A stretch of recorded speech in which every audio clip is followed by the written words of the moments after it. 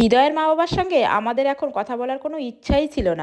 না না কাকিমা, তোমাদের কথা বলা দরকার, কারণ কখন কি হয়ে যায় সেটা কেউ জানে না। না ওই আর কি, না বুঝে থাকো, পোগো দেখো গিয়ে।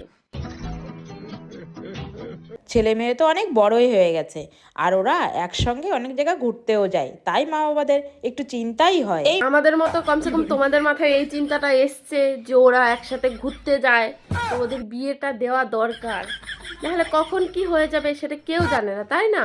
তো কাকিমারা কমসে কম ওরা ভয় পেয়েছে যে এরকম হতে পারে।